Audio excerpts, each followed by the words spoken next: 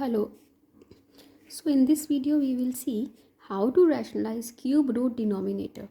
Okay. Whenever you have this type of question, like you have in the denominator 5 cube root of 5. Okay. So we need to rationalize this. We need to solve this. And how do we solve this? If you remember, if we have square root in the denominator, okay, that square root means 7 raised to power 1 by 2.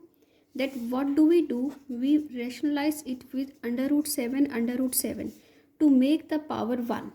Okay, our main motive is to make the power 1 so that we can solve it. Okay, so here also what we will do, we have 45 upon 5 raised to power 1 by 3. Okay, so how can we make this power 1?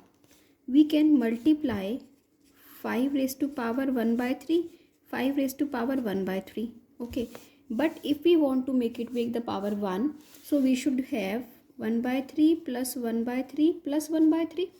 Okay, so that means we can rationalize it 2 times like this. Okay, multiply with this and this 2 times. Okay, so what we will get in the numerator, it will be 45 into 5 raised to power 2 by 3. Okay, in the denominator it will be 5 because 1 by 3, when we will add powers, it will become 1, and 5 nines are 45, and this is 9, and we can do 5 square. Okay, 5 square is 25, and 1 by 3 will come here. So this is the answer. This is how you can solve cube root when you have cube root in the denominator. Okay, similarly, whatever will be the power, okay, on the same way you can do like this also. If you have, I am keep doing it here, you had 5 raised to power 1 by 3, so we can multiply and divide with 5 raised to power 2 by 3.